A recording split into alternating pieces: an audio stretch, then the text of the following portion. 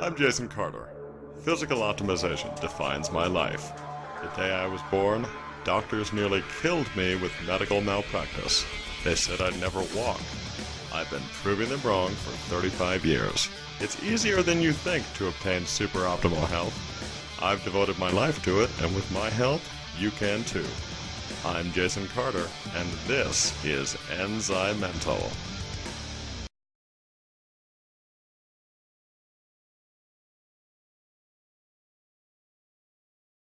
And welcome to Enzymental. I'm Jason Carter, and I have a question for all of you right now. How many of you are tired, run down, burned out, worn out, or just plain exhausted?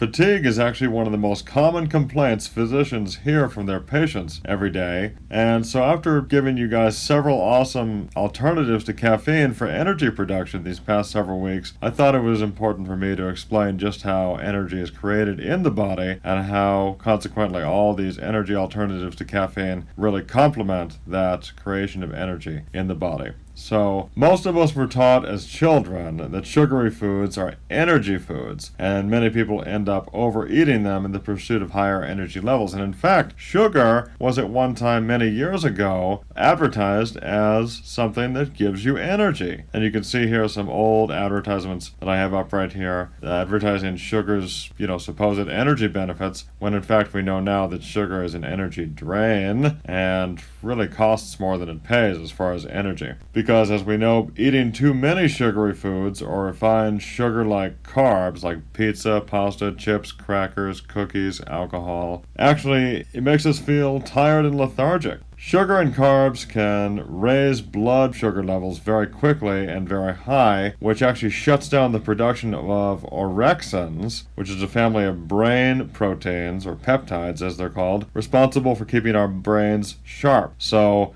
these lower orexins and the inflammation which sugar creates will leave us mentally fuzzy and physically tired. So that's a good indication of what actually sugar does to the brain when you overconsume sugar like many people do. So many people compensate by consuming caffeine, as we discussed a few weeks ago, like in coffee, soft drinks, or energy drinks. Caffeine does provide a brief burst of energy, but it also leads to fatigue. One of the keys to good energy levels long-term throughout the day is you need to maintain your blood sugar. You need to balance your blood sugar and keep the blood sugar stable at all times. And the best way to do that is to eat regularly. Don't skip meals. I am not a fan of intermittent fasting, by the way. I'll talk more about that in another video. That's an individual thing. It's individual to everyone else's metabolism, but I, for one, am not a fan of intermittent fasting. And the best way of accomplishing balanced blood sugar long term is by eating several small meals a day and focusing on foods that balance the blood sugar directly. So that would be some of your big macronutrients or large group nutrient foods like protein, fat, and fiber. Protein would be meat, fish, chicken, plant-based proteins, and fat, of course, is like grass-fed butter, nuts and seeds. Fish would fall into that also. Avocados, coconut oil, anything like that. Any kind of healthy fat would really help to balance the blood sugar. And fiber is not bread and pasta, it's raw vegetables and fruit. The protein and fiber and the fat will stabilize your blood sugar because all three of these macronutrients take substantially longer to digest than sugar and carbs do, which are just dumped into the bloodstream immediately, which provokes an inflammatory response and abnormally raises the blood sugar. And unless you're going to run a marathon right after you eat your sugar and carbs, this can lead to a disastrous chain of events, metabolically speaking. And so when you eat fat, protein, and fiber, these stabilize the blood sugar so you avoid the peaks and valleys triggered by those simple carbs and sugar foods. And it should be obvious, but another reason to eat more vegetables, especially green leafy vegetables, things like dark lettuce, spinach, kale, chard, collards,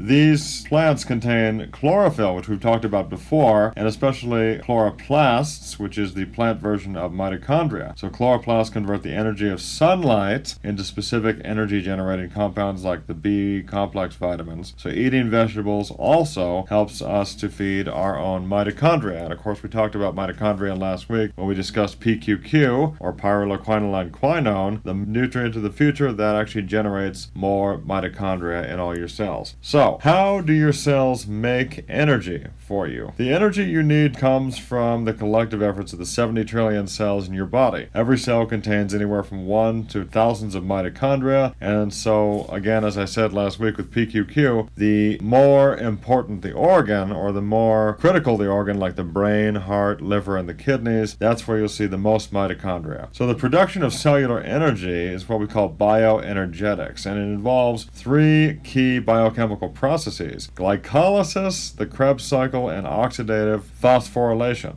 Everything in these processes leads to increased production in the chemical form of energy known as adenosine triphosphate, or ATP. Nutrients provide the chemical foundation of bioenergetics, so during digestion, carbohydrates are broken down to glucose, which is a simple sugar. It's the metabolic sugar of life, actually. Glucose is very good for you. So during glycolysis, glucose gets converted to pyruvate, an immediate energy-generating compound. This conversion depends on alpha lipoic acid, which is a wonderful fat and water-soluble antioxidant. We'll talk more about that in a future video. And also thiamine, which is also known as vitamin B1. Pyruvate also then enters the Krebs cycle, a chemical reaction immediately, and is then immediately used to begin creating ATP. The amino acid L-Carnitine also helps to transport fats into the Krebs cycle, where they are also burned for energy. Your body makes L-Carnitine naturally, but you need vitamin C to make it optimally. So low intake of either L-Carnitine or vitamin C will interfere with the conversion of fat to energy. So be sure to take plenty of vitamin C throughout the day at the very least. Vitamin B1, or thiamine again, it acts as like the throttle that sets the Krebs cycle in motion. Much of the Krebs cycle revolves around two other compounds built around B vitamins: nicotinamide adenine dinucleotide, or NAD, one of the body's foremost energy molecules. It depends on niacin, which is vitamin B3, the third B vitamin discovered. And we'll talk a lot more about niacin in future videos because it's one of my favorite nutrients of all time. And also, there's another nutrient in the body called flavin adenine dinucleotide, or FAD, and that depends on vitamin B2, which is riboflavin. Both NAD and FAD help to make ATP, so hopefully you can keep up with the acronyms there. The body needs alpha lipoic acid in the Krebs cycle also, where it serves as a cofactor for the important enzyme alpha ketoglutarate dehydrogenase.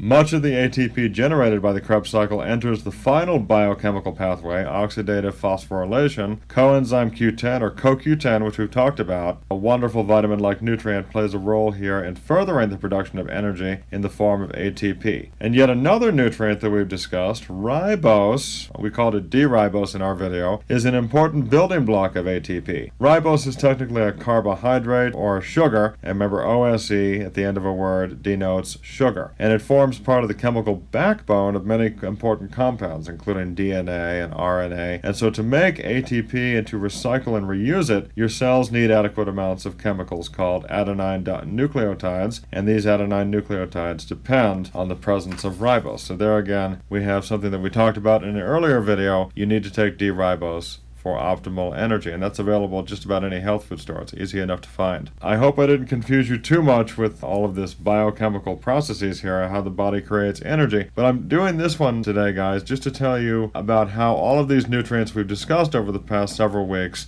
combine and optimize for natural energy production in the body. Because I think if you understood how your body produces energy more, then you'll be more inclined to take a lot more of these natural supplements and nutrients to optimize your own body's energy. And actually, there's another part of the body that really helps with energy production, provided you treat these glands right, and that is the adrenal glands. And we're going to get into that in the next few weeks because we all treat our adrenal glands very poorly, and I'll explain what adrenal fatigue is in a future video.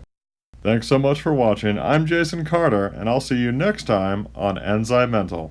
Stay healthy.